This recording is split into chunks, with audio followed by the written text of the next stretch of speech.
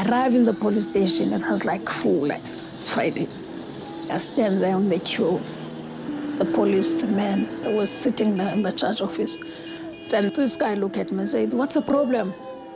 I was raped. Raped? I said, "Yeah." "And what's your name?" "And my name is Funeka."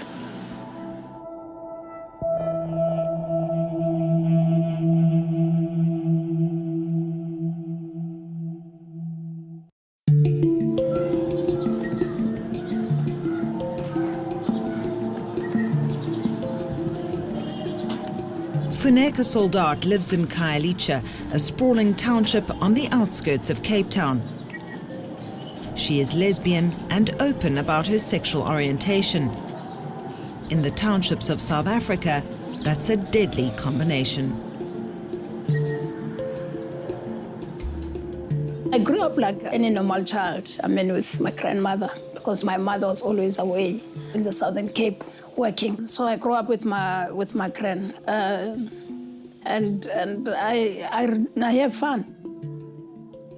In my area, we always have friendship, relationship with girls. But I started to always to take it further, like spending so much time, and the community started to notice that something that it's happening and it's not okay. I remember when my mom found out that I was going up with girls, she told me that I have to choose between her to be my mom and also continue what I'm doing. Rejected by her family and community, she moved to Cape Town, where she became a political activist. Everybody was fighting for freedom and also for injustice. And also people understand that discrimination is not accepted anymore. So for me, I was like, that's not going to be a difficult thing. It's going to be easy. For people to understand when they say that I'm a lesbian. It was the early 90s. Apartheid was being dismantled and South Africa was on the verge of becoming a democratic country. The oppressed were united in the fight for freedom. Funeka, active in the ANC Youth League, believed that as a new era of equality was being ushered in, she too could stand up and declare her sexuality without fear of punishment. But being openly gay would almost cost Funeka her life. The first incident, I was in Langa. Funeka was at a local tavern. She realized men had noticed her and she began to feel uncomfortable. She left with her partner. They look at you and maybe make some comments. But I just go outside because the shop was not far from the tavern. I went to the shop with the girl. And then the girl told me that, hey, there's people that are following us. But unfortunately, when I started to look at the back, they were already there. Funeka was stabbed 11 times. Incredibly, she survived and woke up in hospital 2 days later. Then I went to the police station after I was released. I couldn't make any statement. The police here, they started to ask me funny questions. Why me with girls? Why at that time? What I was thinking I'm a man. Funeka didn't pursue the case and tried to put the brutal attack behind her. No one was ever arrested and police never followed up the investigation. Just 3 years later, in the year 1995, she would again be violated, punished and brutalized because of her sexual orientation. This time, her spirit would be broken. It was the 1st of December, World AIDS Day. When you go home, I passed through an empty field. When you pass there, you can't see the houses around. And then when I was crossing, there were boys that were coming on my way. But I can feel them, and there was something that was not going to be okay. They grabbed me. And then when I look at the back, they were already put the paraglove on their faces. And I started to have a funny laugh. And then that's one knife. Yeah, I knew we were going to get you one day. I can hear the voices. But I started to fight. The others were having the knives and the one was having a gun. And I told myself, it's not going to work. I told them, whatever you do, guys, please, don't kill me. 5 men held her down, taking turns to rape her. That was when just my body just shut down.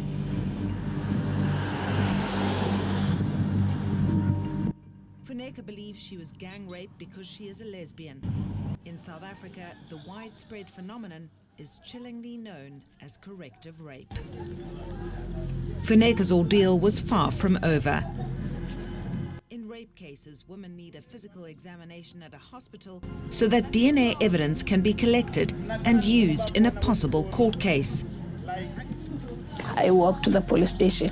When I arrived in the police station, there was only one police on the shift. And then I report what happens. And then the guy said, no, there's no van here. Started to sit down and cry because there's no van. So what does that mean? Remember, for me, even to be around police station, it never comes to my mind. I mean, I have a bad relationship with police. Most of the cases, when people they go to the police station, you get secondary victimization. People will assume if you go into that, you wouldn't have been a victim.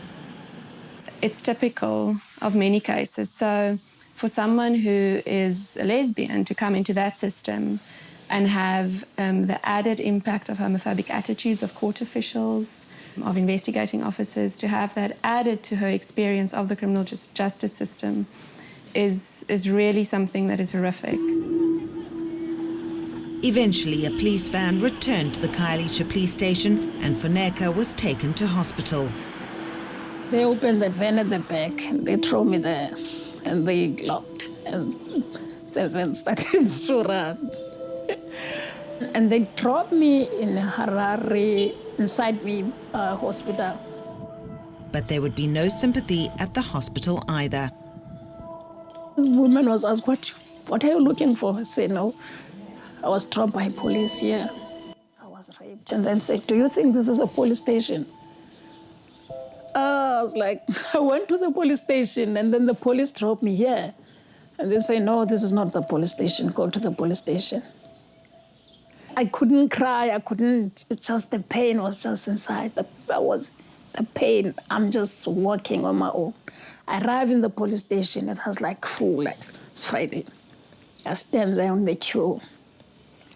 And then those guys, a lot of guys were sitting, the police, the men, they were sitting there in the church office.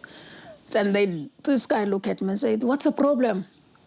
And I look around, and like, God, there's a lot of people here around. I say, yeah, I was raped. I was raped. I say, yeah, and what's your name? And my name is Funeka. Funeka? Yes. Are you a woman? Yes. Oh, okay. And then she smiled and looked at me. The police officer walked away without taking a statement. And then I figured out, no, yeah, there's a game that's being played here. And then I just left, go home. It was around 10 to 11. It's about 30 minutes to an hour to go home. And I have to go home. And I look at outside and I'm like, I'm not going to arrive at home. It's either I'm going to die on the road. I slept outside the police station. And early in the morning, I walk home. And I go straight to bed asleep. Funeka went to Rape Crisis for counselling, gave her statement to police and never received any further feedback. In the past decade, many so-called corrective rapes have ended in death. Some NGOs estimate that at least 30 lesbians have been murdered because of their sexuality in the last 10 years in South Africa. And according to a report by international group Action Aid, there are 10 new cases of lesbians being raped every week in Cape Town alone. I think people, they think to be a lesbian is a disease. Something like, if I'm lesbian, okay, and my friend is not, like his mother won't like me to visit him. They think it's a disease. I was spread it into him. It's a very painful thing that people also can kill other people just because of their sexual orientation. It's a sickness. It's not that something that has happened 5 years back. It's something that's happening today, and it's so scary.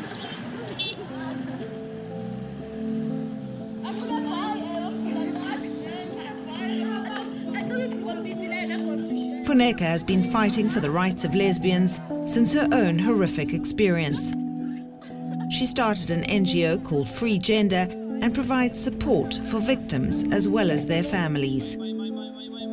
Her own experience helps her identify with survivors. The rape really turns my life upside down. It really hit me. I think that was the time really I was so lonely and wanted really someone to tell me that something is going to be all right. But unfortunately, there was nobody to say that. Funeka did not see or speak to her mother for almost 10 years.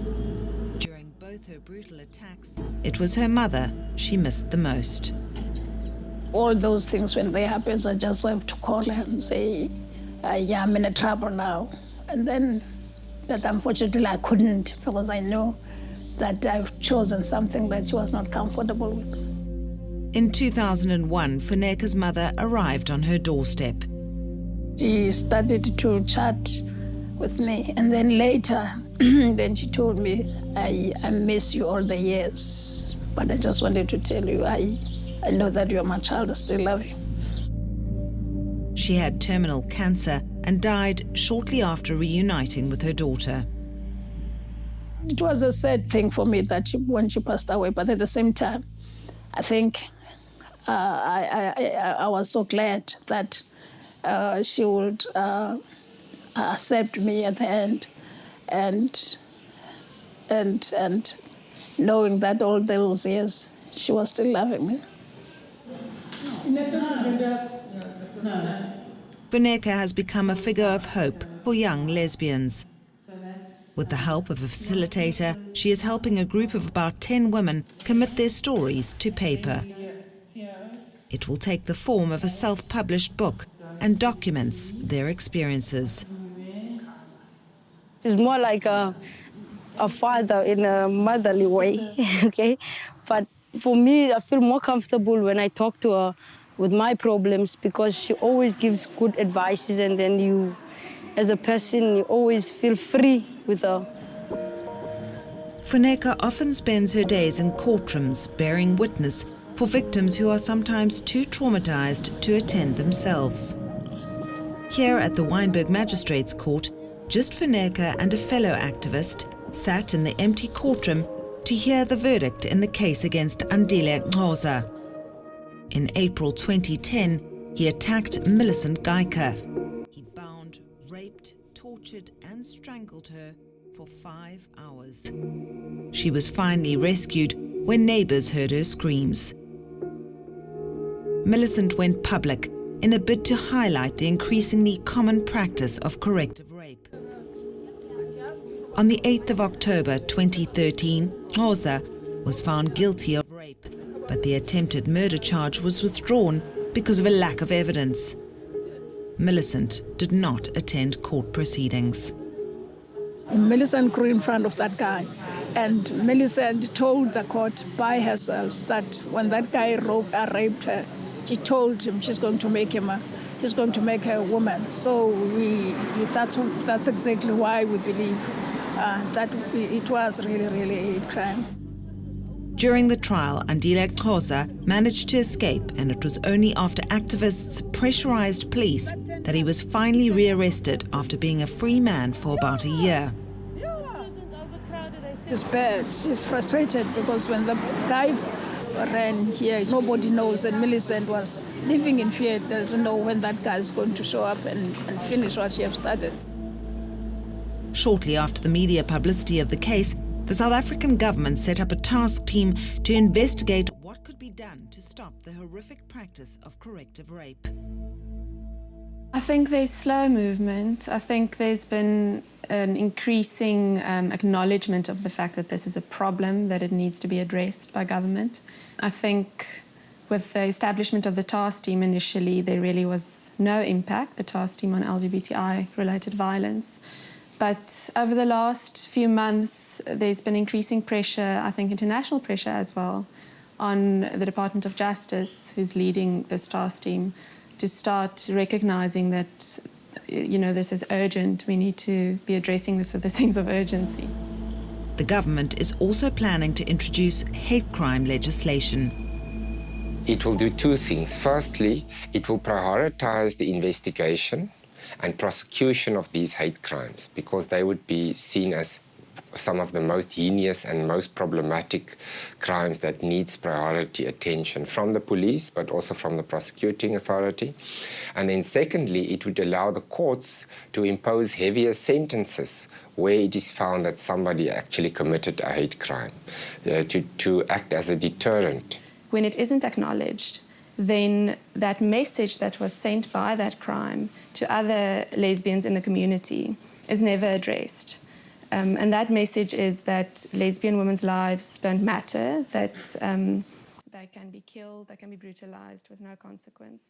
So as soon as this is taken up in the court proceedings and in the judgment and so on, we can counter that message a little bit to say, well, this cannot be done with impunity, and there will be consequences and people will be convicted and sentenced severely. To date, there has been just one case of a lesbian murder that was classified as a hate crime by judicial officials. That was the case of Zoliswa Nkonyana, a 19-year-old lesbian stoned, beaten, and stabbed to death by a mob of about 20 men in 2006. What made that case interesting is that despite undue delays, there was continuous pressure to get the case to be finalized. And when it was finalized, although there's no legislation in place talking about hate crimes, the presiding officer actually spoke and identified this as a hate crime. I don't think that has ever been done in South Africa in any other court. The case of Zoliswa Nkonyana has become symbolic of hate crimes against lesbians in townships across South Africa. The teenager lived in Khayelitsha. She had been out with friends the night she was attacked. We go to the tavern that calls Mambele first. And we drink a lot of beers there and change the tavern, go to East Section and Palace. And we were drinking a lot of beers there. When they left, a woman followed them. And she said, "Hey, you tomboys." And I said, "We are not tomboys, we are lesbians." And Zoliswa said that, but she kept on doing that. And she called the boys. A group of men and several women started chasing them. They split up, and Pandiswa managed to escape them. Zoliswa did not. Pandiswa watched from a distance. They were hitting Zoliswa, stabbed him with a mop at the back, and they were hitting her with bricks. Pandiswa's life would never be the same again. Since this 2006 interview, she has turned to drugs in a bid to forget that fateful night. She totally, completely changed. She became involved in all nasty things. The way they've twisted her mind. Into endifuna kuqala yenziwe qale kuqokelelwe bonke aba bantu ba-against lesbians and gays, bathathwe babanjwe bangaphinde bakhutshwe etrongweni. Wazi utsho ndibuyele esikolweni because ngoku baya esikolweni bamane bekhangelana nami esikoleni so andikwazi kuya esikolweni and ndiyafuna nami ubuyela esikolweni because akho nto ndinoyenza ngaphandle kwesikolo. Pendiswa was unable to finish high school. Despite threats against her life, police did not place her in a witness protection program. Zoliswa's own stepfather will also be haunted by images from that night. Ndandilapha ngalomhla ndibona le nto kwenzeka kwayo ndijonge phaya bemhlasela kuZolisa bembetha ngamatye bemhlaba ezinjalo. Neighbours came to inform Mandindi that it was his stepdaughter who had been injured.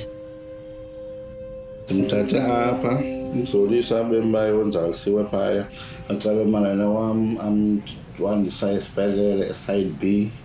From side B bacala khona i-stretch then banika i-wheelchair because wangakwazi uhlala like esitulweni wayengenamandla so banika i-wheelchair then ndancediswa someone lo bendihamba naye wemoto so ngena ngaphakathi phaya namsa kogqirha la yakhe bathi no izogada umntana because uzawa apha ebhedini umntana so nahlala phaya ke ndigade yena from 11 o'clock until 1 o'clock. Then ugqirha wathi mandimguqule ndimebelele ngesisu alale ngomqolo so ndamguqula ngola ngomqolo but amehlo akhe engavaleki amehlo akhe evuleke nje kancinci so ndambona futhi ubekade eshukuma kuqala but no akashukumi nje ulele nje so that was the end ngoba ugqirha mandimguqula wezamdrain igazi ngizamdraina ndawo nina igazi kuye but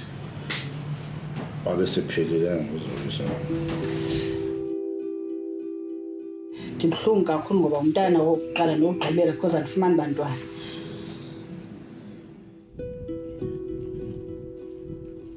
uZoliswa ibingumntana othanda ukuqhola so ibingumntana nje orayithi kum bengengumntana odlobongela apha endlini esehlala jazi nje kakuhle naye uba uyahamba abheke ezitshomini zakhe bendifowunela ndixela uba usendaweni ethile ngoku. Zoliswa was a very tiny young lesbian, with a very tiny body. She was so young. And then I remember the way I was so angry. I couldn't go to the memorial service. I couldn't go even to the funeral. I was so angry. 20 people were arrested for her murder, but because of a lack of evidence, only 4 men would ultimately be convicted. 20 of them. And then it ended up down to 11, and then to 9, and then to 4 or 5. But one thing that was so painful was when you are in court, when you see how huge those boys are that have killed her. It was terrible. Protests marked each of the accused's court appearances. It was a long and protracted trial. There were more than 40 postponements. But this time, the media took an interest in the case. It took 6 years to finalize the case, and in the end, only 4 men would be sentenced to an effective 14 years behind bars.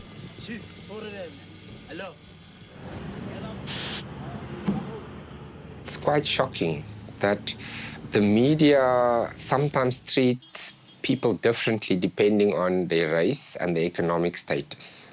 So if you're blonde and rich and live in the suburbs and you get murdered, it will be on the front page of the newspaper. If you're black and poor and live in the township, it's often on page 7 if it is reported at all. This case, I think, only became important because of the activism of people in the gay and lesbian community, and especially of women who live in Khayelitsha and who happen to be lesbian. If it wasn't for them, we would probably not be talking about it right now.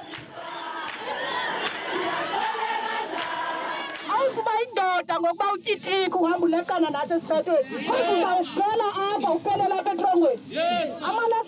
It was necessary that we have to make sure that the community and South Africa have to understand there's something that's not okay that's happening in our townships, especially to lesbian women. And luckily, the prosecutor, they've done a powerful job to make sure that they expose those guys, that they killed Zoliswa because of her sexual orientation.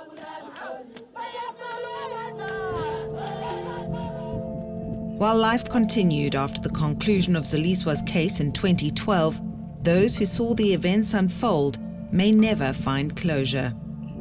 In a victim impact assessment report handed into the court, the NGO, the Triangle Project, details the changes wrought on the life of survivor and witness, Phindiswa Maqala.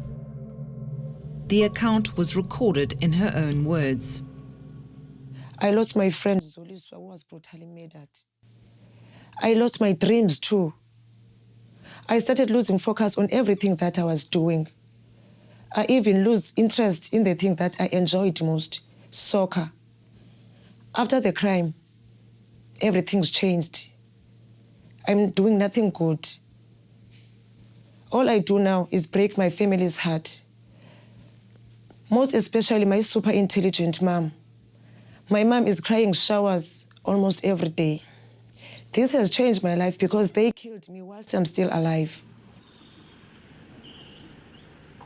The four men's 18-year sentence was suspended for 4, meaning they will serve an effective 14 years behind bars. They will be eligible for parole after serving just 7 years, half of their sentence. Despite the hollow victory, activists believed the case sent a strong message. That was the hope for us, saying that, okay, that's going to be maybe the end of discrimination and humiliation of the gay and lesbian community. But yeah, that was the beginning of a lot of killings that happens after that.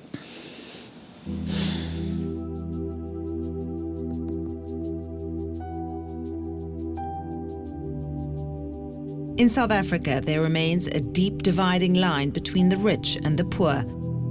While the townships are dangerous for gay and lesbian people, the cities of South Africa provide a different experience.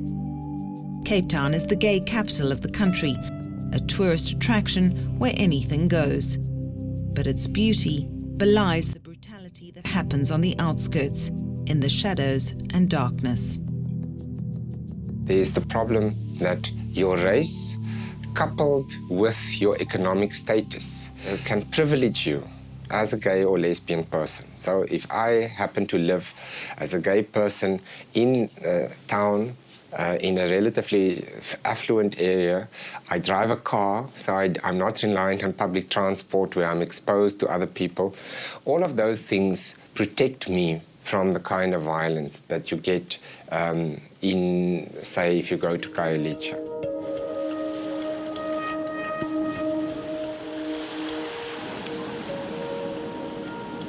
On the Sea Point Promenade, there are no risks attached to being open about your sexuality. There's a thriving nightlife that caters specifically to the gay and lesbian community. And South Africa was the first African country to legalize gay marriage in 2006. This is in stark contrast to some other African countries, like Uganda, where homosexuality is illegal and punishable. Roxy and Susan Newham-Blake were legally married in 2009. They live in the Cape Town suburb of Hout Bay with their 2 sons, and they've never experienced discrimination based on their sexual orientation.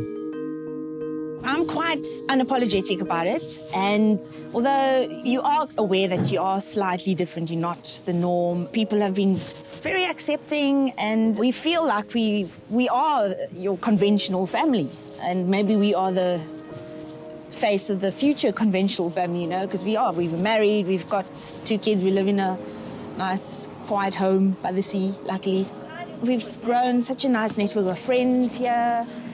I think also before, people go, well, who's the man and who's the woman? And there's none of that, you know. It's like we're both women and we're in this relationship, so there's no kind of role playing or anything like that. And our friends have been very respectful of it, and our peers, you know, our colleagues have been great. But just a 40-minute drive from this beautiful part of Cape Town, many are not accepting. In the dusty townships of South Africa, crime is rife. For lesbians, there is little protection, and in the face of everyday hostility, there is nowhere to hide. Funeka makes it her mission to provide support for those affected by the stark reality of life in a lawless land. In all the cases, most of the time, the lesbian gay community, their families, they always left alone when those incidents happens. When one of us is no more, we always go there. And sometimes the other community members, they are not comfortable when we're around. For 71-year-old Lizzie Venfolo, she has become an emotional pillar of strength. Lizzie witnessed her lesbian granddaughter's murder in June 2012. The brutal attack on Funeka Soldaat happened at her home in Nyanga Township. Nyanga has been labelled the most dangerous township to live in the country. Because there was a lesbian that was killed and put in a dustbin in that area. So I become to be familiar in that area because it's a little bit far from here. So I remember on the 22nd, it was on the 22nd, 2012, I get the call in the evening that the lesbian has been shot in Nyanga. When the murder of 22-year-old lesbian Funeka happened, it barely registered. The cold-blooded killing took place in front of the victim's grandmother and 5-year-old niece. That night, I was on the bed with my great child. We were sitting here on the bed and watching TV. It wasn't long. Funeka came in and she just go through here. We were sitting there, she passed us and she go around the bed. And when she was about there, and then we had I think it was that first bullet which made us quiet, not to know where we are on the bed. There was no screaming, no nothing. The killer was wearing a balaclava. He simply kicked down the front door to follow Funeka into her home. He calmly shot her 3 times. The first shot, she asked the guy, "What have I done?" And the second shot, she still said, "What have I done?" And the third shot, shot him on this, and then where she fell. He then walked over to her lifeless body, took her cell phone, and walked out of the house. When he went out, there my mind is coming back slowly, and I said to my grandchild, "Aibo, not fefe. Funeka, we won't see her again, she's dead. We can't see." And then where I ran, I was in my half petticoat and my bra. When I ran through the gate screaming, he was just in the middle going right downside like this. And the gun is still here, still holding the gun, going straight. There was no one on this street, no one here. I will never forget that day, because on Friday and Saturday they are playing music and the people are walking up and down for the whole night, but there was no one. I scream. Lizzie was taken to the police station. She made a statement. Police came to her house to collect evidence, but since then, there have been no developments and no arrests. Life is not so great to me because, you know, she was so humble, and you never, even if, I don't know how can I explain how she was, man. She was just nice and quiet, loves everybody, you know, happy with everybody. Lizzie says Funeka was open about her sexual orientation. Her family accepted her, but believe it's the reason she was murdered. She was proud of that, and we also accept it because It's her choice. We can't say, why are you a lesbian or this? And then we love her. We were not funny with her, and she knows that we were open with her. Pumeza's niece, who also witnessed the murder, talks about her often and says she dreams about her dead aunt sleeping beside her. Her death has left a vacuum in this tight-knit family. So I miss her in my life now, because the sadness, when the thing is still fresh, still happen, you know, as a parent, that sad time when you're dishing up for supper. And now it's -1. Pumeza can't come back again. Can do everything, she can't come back again. But she'll be always.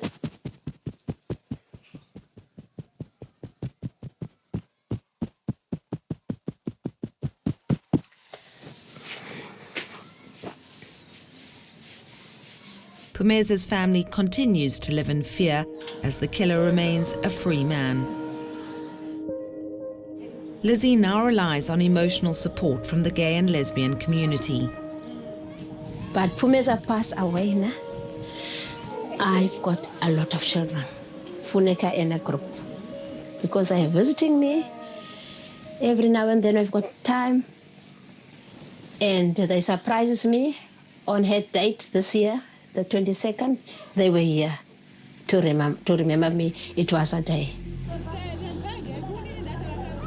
Not long after Pumeza was killed, lesbians in Nyanga were sent another message. This time, a teenager was targeted.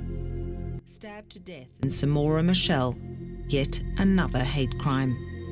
Her name was Sihle Sekorji. That November night in 2012, she had been out drinking at a shebeen with 2 friends. She had celebrated her 19th birthday just a few days earlier. It was about 10:30 at night, and we are coming from a place to another place at Kosovo. The 3 women had decided to walk to a friend to borrow some money so that they could continue partying.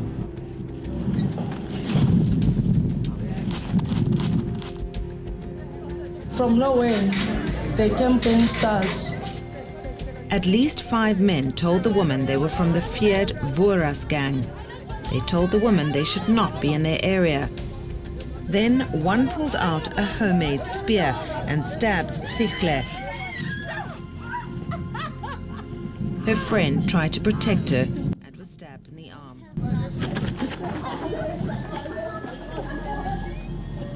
Sihle lay in the street for 2 hours waiting for an ambulance. We waited there a long time, and I would just stand up and ask other car that was passing by to help us. Eventually, a passing car stopped and took them to hospital. The last word that she told me, she said that I must tell her mom that she's sorry and she loves us all. Sihle's family received the devastating news that Sihle had been attacked. They immediately rushed to hospital, but doctors had been unable to do anything to save the life of the teenager.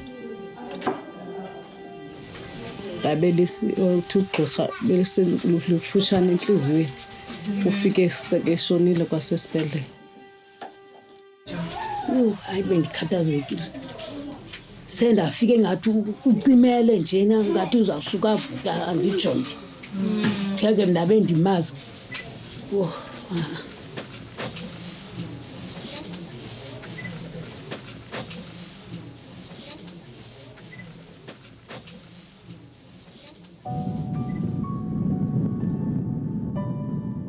Ndumi Funda also still grieves for Sihle. The teenager was a member of her NGO Leleki Sizwe, which helps survivors of corrective rape. She is heading to Sihle's gravesite.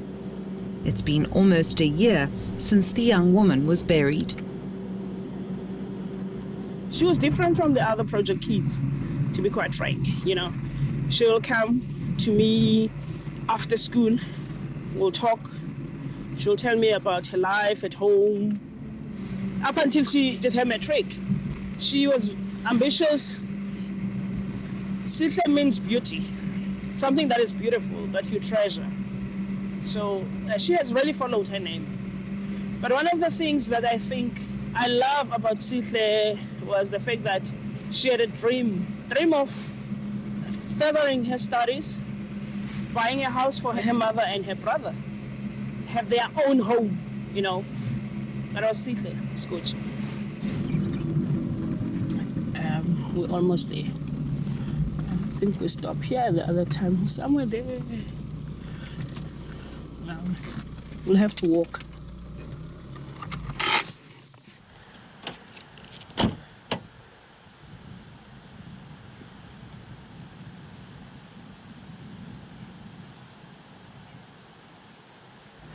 This is where we laid Sihle to rest. Sihle's killer also remains a free man. We're hoping to get some closure in her case. We're hoping justice. No arrest has been made. No cooperation from the investigating officer. The mother is still in tears, still grieving. How long are we gonna suffer in our country?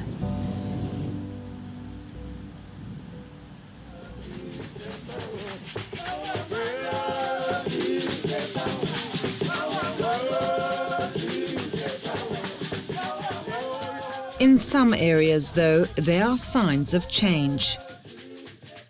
Gugulethu is like any other South African township. It's mired in poverty. Unemployment rates are high and crime is rampant. But here, in this small makeshift church, leaders are making an effort to embrace all people, no matter their sexual orientation. We've got no problem. Here in the church, we welcome everyone. Let's pray.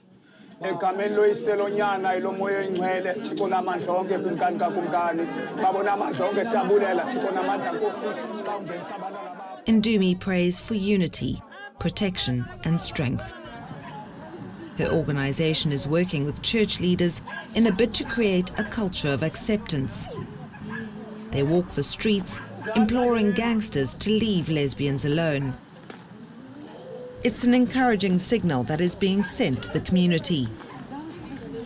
But South African government authorities continue to send mixed messages. They perpetuated this whole thing that being a lesbian is un-African.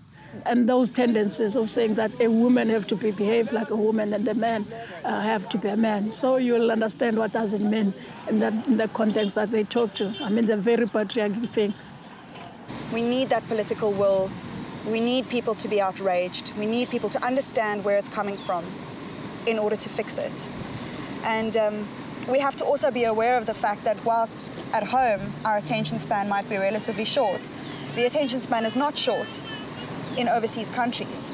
And the Women's Legal Centre often has requests from journalists overseas, particularly to come and talk about corrective rape and why it's happening in our society and why it's being almost allowed to continue. But Funeka and fellow activists continue to wage war against an avalanche of hate. Funeka is up early. It's the 6th of November 2013. She will travel to court using public transport with Millicent Geiker. Millicent has physically healed from the wounds of her brutal attack, but now she must confront her attacker in court. They are hoping that today the authorities will send a strong message. Andile Nkhosa is due to be sentenced for the brutal rape of Millicent in 2010. Millicent has not seen him since that fateful night.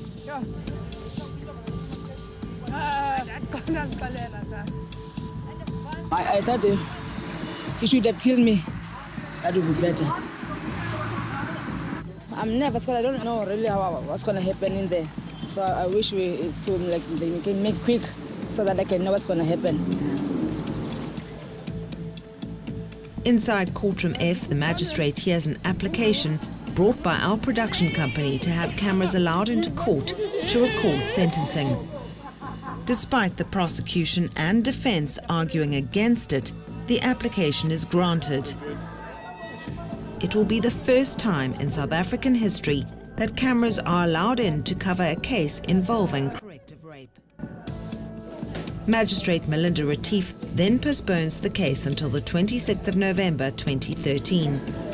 Millicent's day of reckoning will have to wait. She is led away by the prosecutor to complete a victim impact assessment report. When she comes outside, her friends are waiting for her. Despite the rain, there is a jovial atmosphere. Progress is being made. I wanted to I hate him so much. I wish they can give him 20 or more. I want him to stay in jail. That's all I want.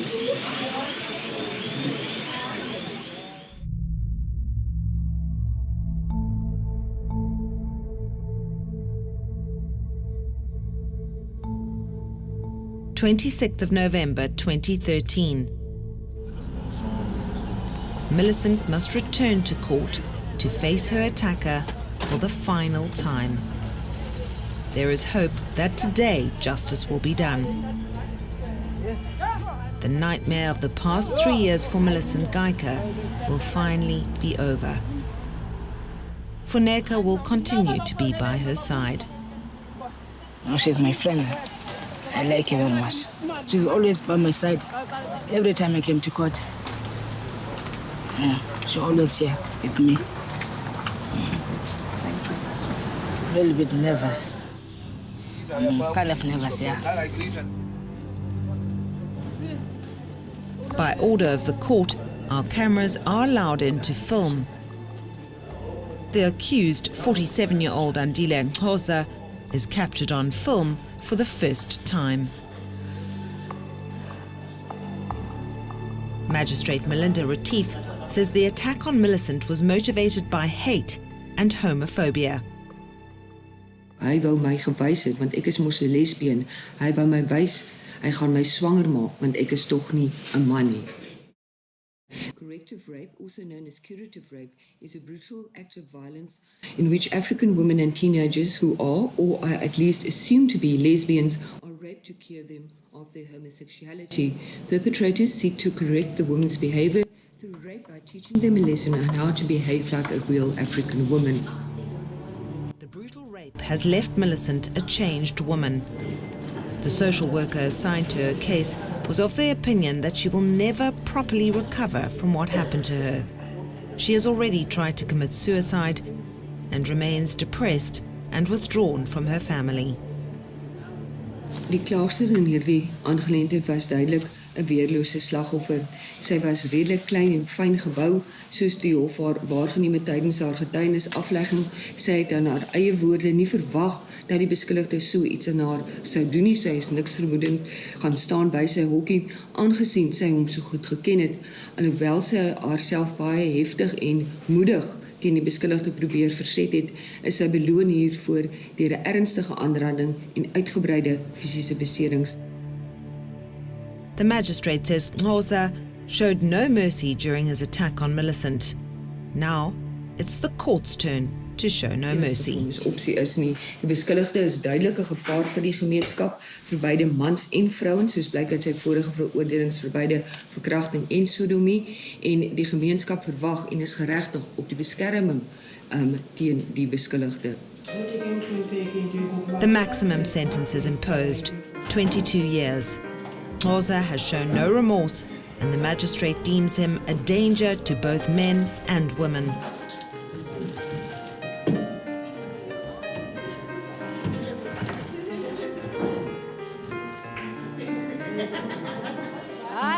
To the fullest. 22 years. Outside the courthouse, there is celebration. This is a victory, perhaps even a turning point in the fight against corrective rape and the persecution of black lesbians. There is hope that the tide is turning.